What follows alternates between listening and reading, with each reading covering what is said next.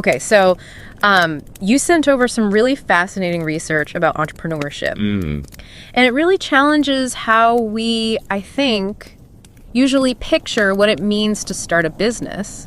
It's not always like this straight shot from great idea to like booming success, you know? Absolutely not. It's way more complicated. Especially, I think, when we're talking about people who are trying to build their livelihoods when things are so uncertain. Yeah. And this, I think this research calls it venturing in limbo. Oh, I like that. Yeah. Venturing in limbo. It makes me think about like entrepreneurs who are kind of navigating these really, really tough situations where like their context is just so unstable. Yeah. And what does it even mean to be entrepreneurially minded? Yeah. When your world feels like it's so shaky. Yeah. Exactly. And so that's, I think, at the heart of what this research is really digging into. Okay. It challenges those traditional models. Yeah. That we have of venture creation. Yeah. Right? Like those stage-based models that you go from like ideation to launch to growth. Yeah. Those models just don't really hold up when we're talking about entrepreneurs who are dealing with what the researchers call chronic precarity. Chronic precarity. Okay, let's unpack that a little. Yeah. It sounds like it's more than just like facing a few obstacles here and there. Yeah, it's a constant, like, imagine trying to build something stable. Yeah. Right, like a business. When everything around you is in flux and constantly shifting. Yeah. That's what chronic precarity, I think, feels like for a lot of these entrepreneurs. Just like this constant state of what's next. Yeah. You know, they're vulnerable. Yeah. They're never quite sure what tomorrow's going to bring. It's like you're building a house on a foundation that's like moving sand or something. Yeah. So it's no wonder those old models don't really fit. They don't fit. They're not designed to account for that level of ongoing upheaval. It's like trying to put a square peg in a round hole. Right. You know, it's like they're putting these entrepreneurs in like a theoretical straitjacket. Yeah. In a way, by saying like, this is how it's supposed to go. Right. And not really understanding or taking into account the kind of adversity that can come their way. Mm-hmm. And this is where the setting of this research, I think, is so fascinating. They're looking at Syrian refugee entrepreneurs in Lebanon. Okay, so a context where that chronic precarity is. Oh, it's so real. Yeah. So real and ever present. Yeah. And you know, Lebanon has what's called a no policy toward refugees. Really? Yeah, so what that means for entrepreneurs is constant uncertainty. Wow. Rules can change arbitrarily. There's this fear of businesses being shut down. Oh, gosh. You know, there's a quote from the research that said, entrepreneurs feel like they're waking up to a different reality every day. Yeah. Which, I mean, can you imagine? That must be so stressful. Yeah. Just trying to operate in a place where, like, the ground is constantly shifting. Right, exactly. Under you. Yeah, and yet the researchers found that even in these conditions, these entrepreneurs are incredibly resourceful. Okay. They have figured out ways to adapt to this limbo. Interesting. And they've developed these 3 distinct patterns. Whoa, wow. That they've identified. So idling, fixing, and then porting. Okay, so each one representing a different approach to navigating all this uncertainty. Exactly. Okay, so let's dive into these. Yes. Let's start with idling, because that one feels a little counterintuitive to me. Tell me why. Because it's not usually the first word that comes to mind when we think about entrepreneurs. Right. It sounds almost like you're hitting the pause button. Yeah. On your big dreams. It could be. Is that what it is? Yeah, it can be. It's about sort of making the most of what's right in front of you when you have no idea what the future holds. So it's really about focusing on like, how do I just survive today? Mm-hmm. I'm not really worried about building some grand plan for 5 years from now, because who even knows what it's going to look like? Wow. So yeah, it's less about pausing and more about shifting into a different gear. Okay. And that gear is all about like navigating the immediate realities. Yeah, so it's almost like less about pausing and more about like shifting into a different gear. Exactly. That's all about navigating those immediate realities. I like that, yeah. Okay. Yeah, I think that's a good way to put it. And it gives some really interesting examples of what this looks like in practice, right? Yeah. Like, we're not talking about necessarily like, you know, Silicon Valley. Yeah, exactly. Startups here. Yeah. These are things like, you know, reselling everyday goods, maybe offering like tailoring services. Okay. Making and selling food. Yeah. Really ways to just kind of generate some income to get by, right? Mm-hmm. That day-to-day survival. Yeah, and the here and now. Yeah, and I really like that quote that you pulled from one of the entrepreneurs, Mira, I think her name was. And she said, I live day to day. God knows what will happen. You know, and it just really highlights that feeling of like just taking things one day at a time. Absolutely. When tomorrow is so uncertain. Yeah. Yeah. And I think that speaks to this idea of like what the researchers call satisficing. Satisficing. Okay. Have you heard that term before? I'm not sure that I have. So it's this idea that when you're operating in like a really constrained environment, you can't necessarily like hold out for the ideal, you know, or the perfect opportunity. Right. You got to work with what you've got. You got to work with what you've got. And it's more about like making do. Yeah. You know, making the best choices you can in that moment. It's so interesting because it is like, it's that recognition that like the ideal situation might not be possible. Exactly. But we can still want to be achievable. Yeah. Yeah. We can still work with what we have. Make something happen. And make something happen. Yeah. Yeah. And so you're not necessarily aiming for the moon here. Right. You're aiming for like what's achievable. What I can achieve today. Yeah. Right. And how are they even like deciding what is achievable when the rules of the game seem to change so often? Like, how do you even make a plan in that kind of context? So I think a big part of idling is also about keeping a low profile. Okay. So like, you know, almost trying to fly under the radar. Interesting. Not draw too much attention to yourself. So the researchers even call this like a shielding strategy. Oh, okay. You know, so they're often operating in what the paper calls like immediately available locations. Okay. Which means like... So not always ideal. Not always ideal, no. But it's about access, I guess. It's about access. And like you said, not attracting attention. Exactly. You got it, yeah. Okay. So we have this idling, which is sort of like this, you know, staying adaptable, keeping your head down, making the most of today. Yeah. But then there's this shift to what they call fixing. Yeah, fixing. So tell me more about that. So with fixing, we start to see this really interesting kind of change in mindset. Okay. Like these entrepreneurs start to believe that maybe, just maybe, they can create a future for themselves right here, right now, despite all the uncertainty. So it's almost like they're saying, okay, I'm going to put down roots here. Yeah. Even though I don't know what tomorrow's going to bring. Exactly. I'm going to take this leap of faith. It is a huge leap of faith. Yeah. When you think about it. It feels very brave. It is, especially given everything that they're up against. Yeah. Because we're not talking about a context where it's like, oh, there's a few things that might go wrong. It's like, yeah, the whole foundation could it can all crumble. Yeah. Disappear. Yeah. But this idea of fixing is like, okay, well, I'm going to try to create something that lasts. Yeah. They're not just focused on getting by. They're thinking about what does it take to build something lasting. Wow, and I keep thinking back to that example of Hiba, the tailor, who decides to open up a shop in a fixed location. Yeah, it's a great example. Even though she knows that that's a risk. Absolutely, and that's what I think fixing is all about. It's like trying to create that sense of permanence, of legitimacy, of, you know, I'm becoming part of this local economy. Yeah. So yeah, that's... Okay, so fixing is this kind of like, I'm here. Yeah. I'm going to try to make this work. I'm putting down roots. Yeah, I'm putting down roots, but then there's this third pattern, porting. Yes.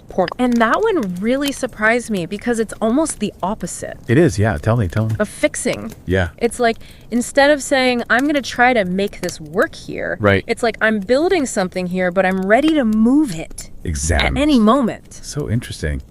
It is, yeah. Tell me about what's surprising. It's like, instead of saying, I'm going to try to make this work here, right. It's like, I'm building something here, but I'm ready to move it at any moment. Exactly. So instead of trying to kind of like root themselves in that current location, porters are actually designing their ventures with this idea of mobility. Interesting. In mind, right. So they're using their entrepreneurial skills to like create something that could thrive anywhere, regardless of location. Yeah, it's like almost like a portable toolkit in a way. Oh, that's a really good way to put it. Like they're developing these skills and this knowledge base, but it's not tied to a specific place. And they're constantly kind of like keeping their options open, like thinking about, okay, well, what are the future possibilities, even if I don't know where I might end up? Right, and I think you shared another quote about this from Bilal, who was talking about how he was preparing his business to potentially operate outside of Lebanon. Yeah, he said, I'm one of those who is working but still considering leaving. I would like to do the same business outside of Lebanon as they are closing Syrian businesses here. Wow. So, I mean, talk about facing an uncertain future, right? Right, but still planning. Yeah. Still, like having that future-oriented mindset. Exactly. And not letting the present circumstances limit his vision. Right. For what's possible. Yeah, and the researchers call this mind roaming, right? Yeah, mind roaming. Which I love because it really speaks to that ability to... Such a cool concept. It is. Right. It's like you can imagine these different scenarios for their ventures. Yeah. And they're mentally rehearsing for success, right? Yeah. And in a way, no matter what environment they might find themselves in. So they're not just reacting to uncertainty. Right. They're using it as like fuel for the imagination. Exactly. Which is so cool. Love that, yeah. So porting is about more than just like physically picking up your business and moving it somewhere. Yes. It's about cultivating this adaptable, mobile mindset. It's like you're building in that adaptability right from the start, right? Yeah, you're not waiting for things to be stable. And they see their current situation as temporary, right? Right. It's like a stepping stone. And they use this great metaphor in the paper, the springboard frame. Okay. So they're viewing their current location as a launching pad. Yeah. Oh, I like that a lot. Yeah. It's really good. Even with all of its challenges, right? Yeah, and it also highlights that even though, like we've been talking about this context of like extreme uncertainty and precarity, right? There's still this agency that these entrepreneurs are holding on to. Absolutely. Oh, that's such a good point. It's not like they're just passive bystanders. Right. They are actively shaping... They're making choices. Their destinies. Yeah, that's so cool. I love that. Yeah, and you know, that actually brings us to, I think, a really crucial point that this research, I think, highlights. Right. Which is this whole idea of like entrepreneurial readiness. Entrepreneurial readiness. Okay. Yeah. So we've been talking about these three patterns. Idling, fixing, and porting. Idling, fixing, porting. Yeah. So how do you those patterns connect to this idea of entrepreneurial readiness? Yeah. What does it even mean? What does it mean? To be ready. Yeah, especially in this kind of a context. Right, exactly. Because, like, my mind immediately goes to, like, oh, a business plan, you got to have your financials in order. Right. But it's so much more than that, especially in this kind of environment. It's so much more than that. And I think the research really, it pushes us to think beyond those traditional markers of success, right? Yeah. Like, how much profit are you making? Right. How quickly is your business growing? Yeah. I think in these kinds of situations. It's almost like those metrics don't even make sense. They don't even make sense because it's like the ground is shifting. Yeah, you're just trying How can you even measure growth? Yeah, exactly. You know, in a meaningful way. Yeah, you're just trying to like stay afloat in a lot of ways. Exactly. Yeah. So entrepreneurial readiness here is about something much more, I think, fundamental. Okay, so what are the ingredients of this different kind of entrepreneurial readiness? Yeah, so the researchers kind of break it down into these three key components. And the first one is what they call like behavioral readiness. And this is all about the skills. Okay. And the know-how that you get from actually running a business, even if it's in like survival mode, right? Right. It's that learning by doing, gaining confidence, like with every step you take.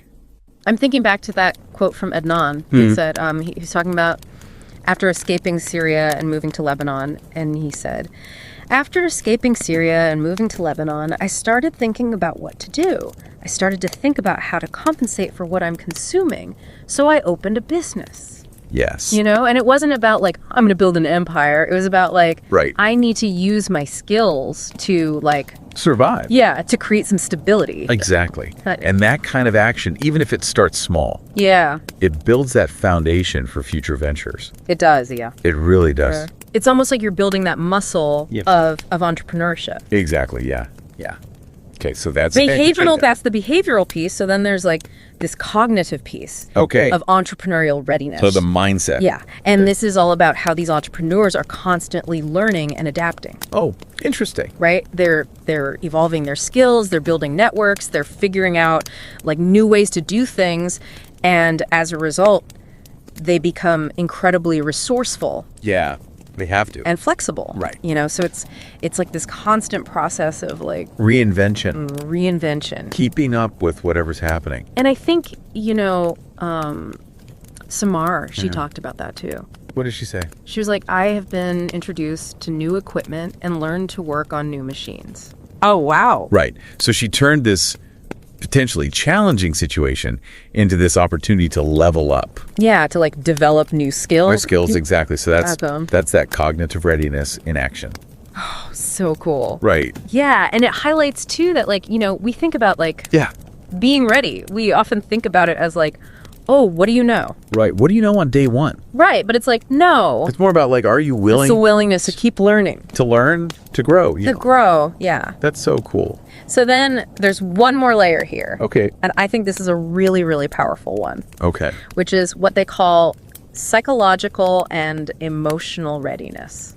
Okay, so this is like the inner game. The inner game. This is like, what's going on? Yeah, and this is huge. Yeah. Because we're talking about resilience. Yeah. We're talking about hope. This incredible sense of agency that allows these entrepreneurs to like really kind of find a sense of purpose, even when faced with like incredibly difficult circumstances. So and they're facing really difficult circumstances. Yeah. So that inner game feels so important. Absolutely. And you remember Gotti? Yeah. He talked about that and he said, we are slaves of reality. I try my best to think of the present and focus on what is important. I don't want to look at the empty half of the glass. I'm an optimistic person, but I hope things go well and God has good things hidden for us. That's so powerful because it is like, you know, we talk about those traditional markers of success, but like holding on to hope, holding on to that agency, that belief in yourself. Absolutely. When everything around you is telling you no, essentially. Yeah, it's like defying the odds almost. Yeah, it is. And that's what makes this research so inspiring. And it reminds us that like, you know, entrepreneurial readiness is about more than just like practical skills.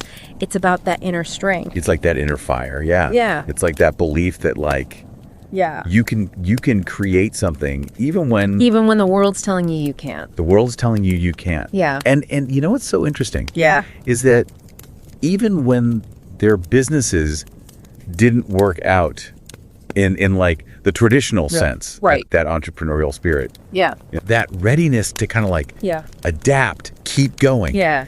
It stayed with them. It's like they carried it with them. Yeah. The next thing. And remember we were talking about how some of these entrepreneurs, they actually cycled through these patterns. Yeah, they did it more than once. They'd have to like they might close down one venture, but they wouldn't see it as a failure. Right, they would take what they'd learned and be like, okay. They'd adapt and they'd try again. I'm more ready now because of this. Exactly. Yeah. So it's that understanding that like venturing in limbo is not about finding like the one perfect solution. Right, like a straight shot. The straight shot doesn't really exist in that context. Doesn't exist, right? It's about developing the resilience to navigate the ups and downs. The detours, the unexpected turns. Yes, exactly. Which I love because it's such a good reminder that like, you know, even in the midst of all this uncertainty, there's still room for that creativity, that resilience, that entrepreneurial spirit. Absolutely. And I think for me, what's so exciting about this research is that it gives us this new lens to understand not just like entrepreneurship, but like human resilience itself. Oh, I love that. Yeah. It's broader human experience. And I think this idea of venturing in limbo, it pops up in so many other areas of life. It does, and I'm so glad you brought that up because I was wondering if you've seen this in other contexts. Oh, absolutely. Like where else do we see this? I think about like artists. Yes. Right. Who are constantly facing rejection. They're facing uncertainty. Yeah. You know, they're having to hustle. They're having to make those judgment calls about like, what am I willing to do? What am I not willing to do? Exactly. Exactly. Or activists. Oh, yeah. Right. Who are working towards these really long-term goals. Yeah. Where the outcomes are uncertain. So uncertain. And you don't know. Yeah. You don't always know what the path is going to look like. Exactly. And they're constantly hitting roadblocks. Yeah. Right. They're having to, you know, kind of pivot, adapt. Yeah. So I think we see this idling, this fixing, this porting, this constant adaptation happening in so many. Yeah, it's everywhere once you start to see it. It is. It's everywhere. Yeah. And I think, you know, recognizing it, I think helps us all become a little more ready. A little more ready. A little more ready. for whatever those challenges might be. Exactly. I love that. That's such a good point to end on. That, like, even in the midst of uncertainty, there's always room for that creativity, that resilience, that little bit of entrepreneurial spirit. It's never too late to embrace a little bit of that venturing in limbo spirit. Exactly. Yeah. A little bit of venturing in limbo. I love it. Yeah. Well, thank you so much for bringing this research to our attention. Oh, it was my pleasure. This was such a fascinating deep dive. I really enjoyed this conversation. I did too. And to our listeners, thank you so much for joining us, and we'll see you next time for another deep dive.